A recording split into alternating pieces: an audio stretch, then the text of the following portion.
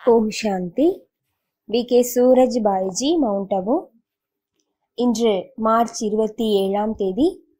ஒரு சிரேஷ்டமான யோகி, தபஸ்வி, தியாகி, எளிமையின் மூர்த்தி, மகான் ஆத்மா தாதி ஜானகிஜியினுடைய நினைவு தினம். அவர்கள் பிரம்மா குமாரிகள் இயக்கத்தினுடைய தலைவியாக இருந்தார். பாரத தேசம் மற்றும் வெளிநாட்டில் பாபாவினுடைய புகழின் கொடியை பறக்க வைக்கக்கூடியவராக இருந்தார். அநேக பேரை பகவானுடன் இணைத்தார்.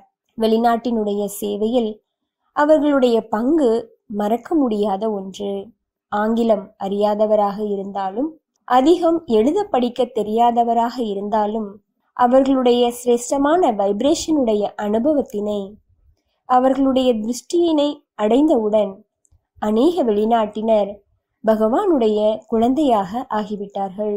அவர்கள் தனது வாழ்க்கையை தியாகம், தபஸ்யா மற்றும் சாத்வீகத்தினால் நிறைத்து வைத்திருந்தார். மிக அதிசயமான விஷயம் என்னவென்றால், அவர் மிக சகஜமான விதிகளை தனதாக்கியிருந்தார். 3 நாட்கள் அறிமுக கோர்ஸ் கொடுத்து பிறகு அவர்களை நேரடியாக மதுபன் அனுப்பிவிடுவார். அங்கு சென்று நீங்கள் மீத கோர்ஸ் அடைந்து கொள்ளுங்கள் என்று கூறுவார். அவர்கள் மதுபன் வந்து ஞானம் கேட்டு பக்கா பிராமணர்கள் ஆகுவதற்கான முத்திரையை பெற்றுவிட்டார்கள். அப்படிப்பட்ட மகான் ஆத்மா உண்மையிலேயே அலௌகீக தெய்வீக புத்தி உடையவராக, புத்திசாலியாக இருந்தார். தலைமையை நிர்வகிப்பதில் நிபுணராக இருந்தார். யஜ்யத்தின் மீது மிக உயர்ந்த பாவனை, மிகுந்த அன்பு உடையவராக இருந்தார். யஜ்யத்தின் எந்த ஒரு பொருளையும் அங்கே இங்கே வீணாக்குவது அவர்கள் விரும்பாத ஒன்று. அதற்காக விழிப்புணர்வு ஏற்படுத்தி எச்சரிக்கை கொடுப்பவராக இருந்தார். யஜ்யத்தினுடைய சிநேகியாக, பிரபுவின் அன்பில் மூழ்கி இருக்கக்கூடிய அப்படிப்பட்ட மகான் தபஸ்வியாக இருந்தார். அவருக்கு இந்த உலகத்தில் உள்ள எந்த பொருளும் தேவையில்லை. தன்னுடைய மகிமை பாடுவதையோ அல்லது தன்னை புகழ்வதையோ அவர் ஒருபோதும் விரும்பவில்லை. நான் பலமுறை பார்த்திருக்கின்றேன். பல நிகழ்ச்சிகளில் நிகழ்ச்சி ஒருங்கிணைப்பாளர் அவரை பற்றி புகழ்வதை தாதிஜி உடனே தடுத்து நிறுத்தி விடுவார். போதும் போதும், நிறைய கூறிவிட்டீர்கள், பாபாவினுடைய மகிமையை பாடுங்கள் என்று கூறுவார். அப்படி தனக்கென்று எதுவுமே விரும்பாத சுயநலமற்ற பாவனையுடன் இந்த உலகில் வாழ்ந்து தன்னுடையது அனைத்தையும் பிரபுவினுடைய காரியத்தில் அர்ப்பணம் செய்பவர்கள் மீது பகவான் கூட மிகவும் திருப்தியாக இருப்பார்.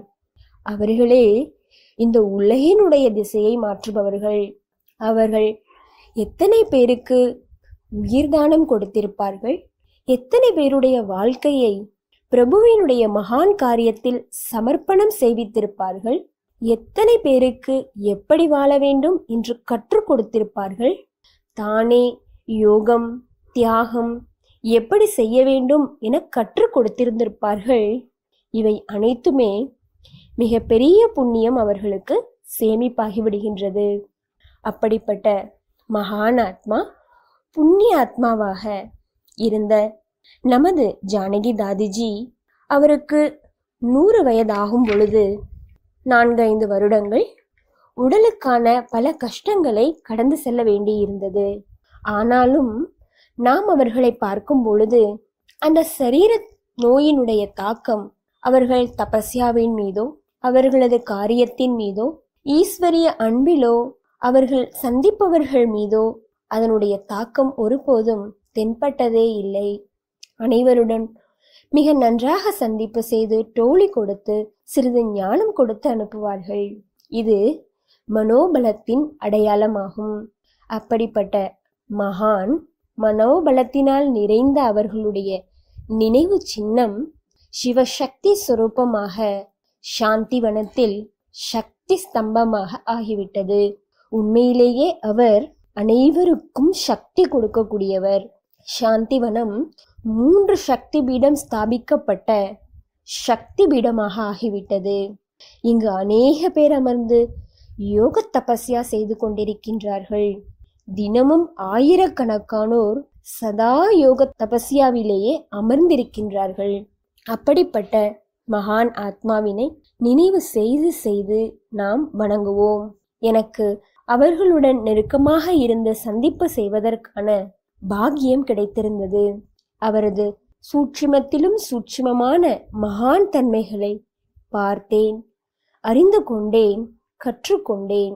ஏனெனில் மகான் ஆத்மாக்களின் மகான் தன்மைகளை மகிமை பாடுவதில் மட்டும் ஒன்றும் ஏற்பட போவதில்லை. அவர்களிடமிருந்து அநேக விஷயங்களை கற்றுக்கொள்ள வேண்டும். நான் இளம் வயதில் யஜ்யத்தில் சமர்ப்பணம் ஆகியிருக்கும் பொழுது நீண்ட காலம் தாதிஜி மதுபனில் இருந்தார்கள். தினமும் கிச்சனிற்கு வந்து விடுவார்கள். அப்பொழுது அந்த கிச்சன் முழுவதும் ஒரே அமைதியானதாக ஆகிவிடும். பிறகு சில ஞான கேள்விகளை எங்களிடம் கேட்பார்கள். இதனால் எங்களிடம் மிக நன்றாக ஞானத்தினுடைய சிந்தனையின் விருத்தி ஏற்பட்டது. தாதிஜி காலை உணவு அங்கு வந்துதான் உண்பார்கள். 15 நிமிடம் காலை உணர்விற்கு முன்பாக கிச்சனில் சேவை செய்பவர்கள் அனைவருக்கும் தினமும் வகுப்பு எடுப்பார்கள். அப்படிப்பட்ட ஞான ரத்தினங்களின் சைத்தன்யமூர்த்தி, யோகத்தினுடைய பரம தபஸ்வினி தாதிஜியினை நாம் இன்று நினைவு செய்கின்றோம். நினைவு செய்கின்றோம் என்றாலே அர்த்தம் அவர்களை போன்று நாம் தனது வாழ்க்கையை உருவாக்க வேண்டும். அனைத்து சகோதர சகோதரிகளுக்கும் அவர்களது வாழ்க்கை தூண்டுதல் கொடுக்கின்றது.